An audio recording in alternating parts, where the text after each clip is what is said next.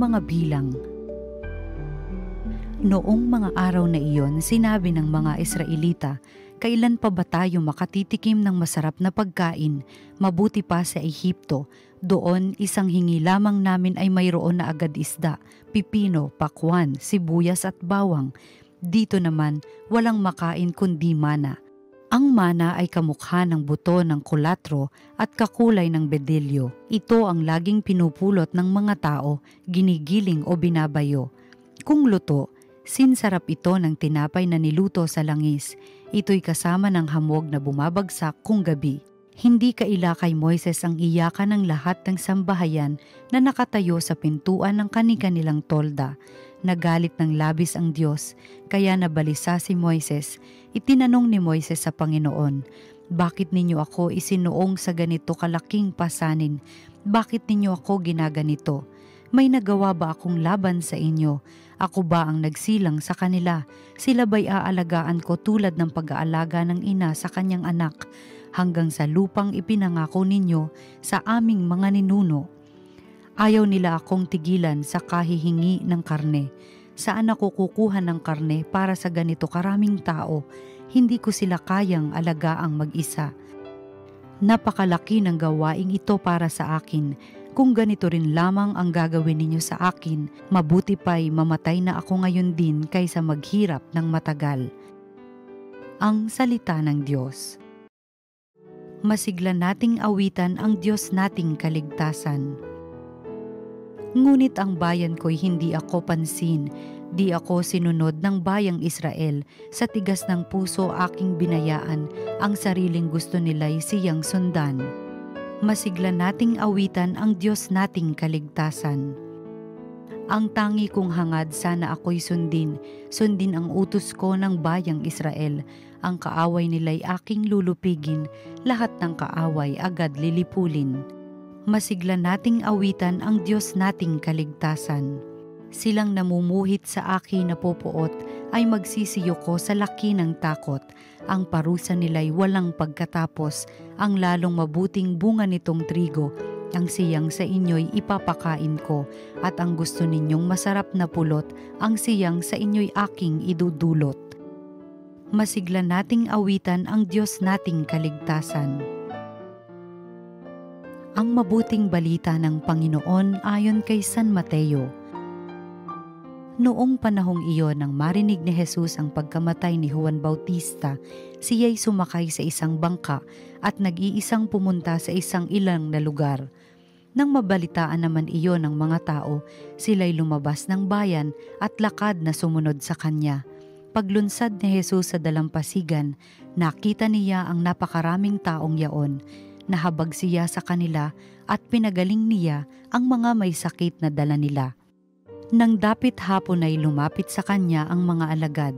Sinabi nila, "Ilang ang puok na ito at malapit nang lumubog ang araw. Papuntahin na po ninyo sa mga nayon ang mga tao upang makabili ng kanilang makakain. Hindi na sila kailangang umalis pa," sabi ni Jesus.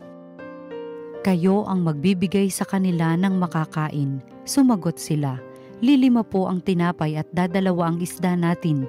Dalhin ninyo rito," sabi niya. Pinaupo niya sa damuhan ang mga tao. Kinuha ang 5 tinapay at 2 isda. Tumingala siya sa langit at nagpasalamat sa Diyos. Pinagpira-piraso niya ang mga tinapay at iniutos sa mga alagad na ipamigay iyon sa mga tao. Kumain silang lahat at nabusog. Tinipon ng mga alagad ang lumabis at sila'y nakapuno ng 12 bakol ng pira-pirasong tinapay. May 5,000 lalaki ang kumain, bukod pa sa mga babae at mga bata. Ang mabuting balita ng Panginoon. Pinupuri ka namin, Panginoong Hesukristo. Mga kapanalig, narinig po natin ang mabuting balita para sa Lunes na ito ng ika-8 linggo sa karaniwang panahon. At ngayong araw pong ito ay kapistahan po ni Saint Juan Vianney o Saint John Marie Vianney. Siya po ang itinuturing na patron ng mga kaparian. Kaya nga po, magandang pagkakataon sa Lunes na ito, sa kapistahan ni Saint John Vianney, na ipagdasal po natin ang ating mga kaparian. Tulungan po natin sila sa kanilang mga gawain upang sila ay maging kabanal-banal sa kanilang pamumuhay at tapat sa kanilang paglilingkod at tungkulin bilang pari at pastol sa ating simbahan. May kasabihan nga po na wag lang po tayo puro po na kay Father, tulungan po natin siya sa kanyang mga gawain, sa kanyang misyon at sa ating pakikipagkaibigan at pagsuporta sa kanya. Ganun din po mga kapatid, tumulong po tayo sa pagpapalaganap ng bukasyon sa pagpapari. Alam niyo po, marami naman po talagang mga kabataan ang naghahanap ng landas para sa kanilang kinabukasan. At pagdasal po natin na ang ating mga kabataan ay mas lalo pang mapalapit sa kalooban ng Diyos. At kung meron man po silang tawag sa pagpapari o pagiging relihiyoso, nawa po matagpuan nila ang kanilang landas sa pagtugon sa tawag ng Diyos sa kanilang bukasyon.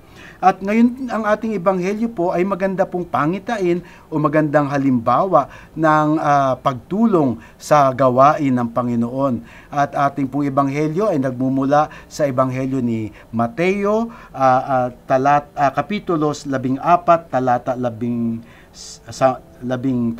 hanggang 21, kung saan naihatid po sa atin ang kwento kung papaanong napakain ni Jesus ang mahigit 5,000 tao mula lamang sa 5 tinapay at 2 isda. Naku, tunay po namang kamangha-mangha ang himalang ginawa ito ng ating Panginoon. Alam niyo po ba kung gaano karami ang 5,000 tao? Ang ating pong simbahan sa ating parokya, karaniwan po ay mga kumulang 1,000 ang laman.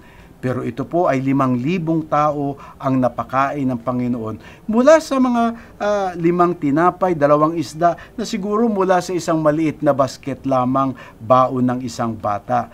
No?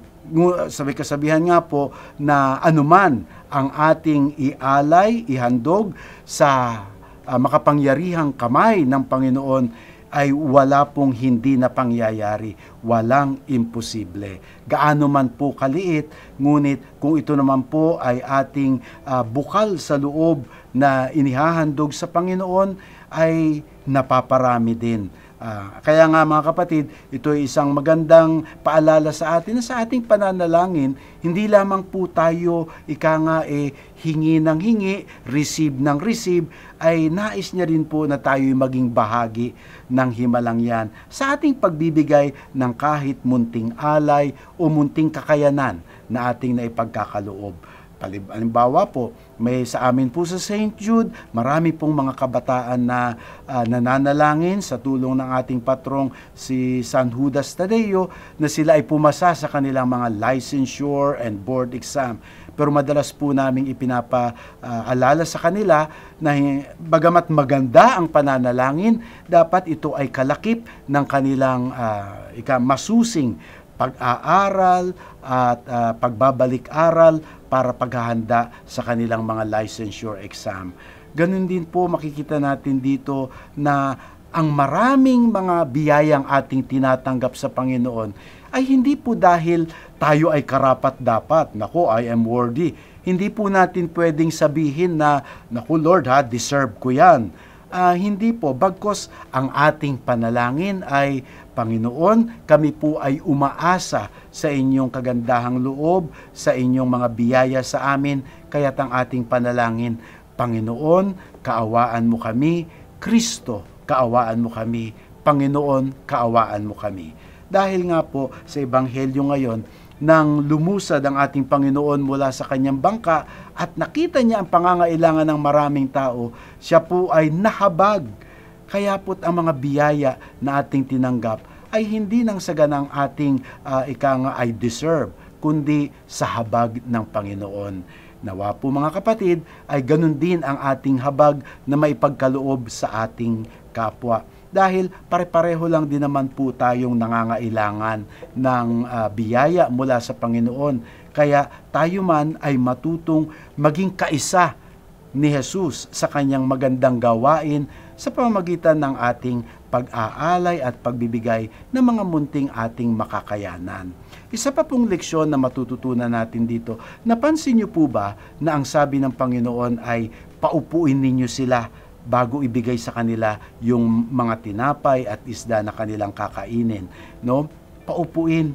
Hindi naman niya sinabing, sige, pila para sa mga tatanggap ng ayuda. Karaniwan po sa atin ganun, para bang naglilimos lamang sa Panginoon. Hindi po. Bagkus, pinaupo niya ang mga tao na para bang mga piling panauhin sa kanyang hapagkainan. Ganun po ang pagbibigay dangal na dignidad ng Panginoon sa mga tumatanggap. Nawa ganun din po tayo sa ating pagbibigay at pagbabahagi sa ating kapwa. Huwag po nating isipin na tayo ay nagpapalimos, bagkus tayo ay nagbabahagi lamang. Mga kapatid, dakila po ang magagawa ng Diyos para sa atin. Dakilang milagro at himala ng pagpaparami ng kung anuman po ang meron tayo. Ngunit kailangan lamang po na tayo man ay maging kaisa ni Kristo, katulong sa kanyang misyon, sa kanyang magagandang gawain para sa ating kapwa. Amen.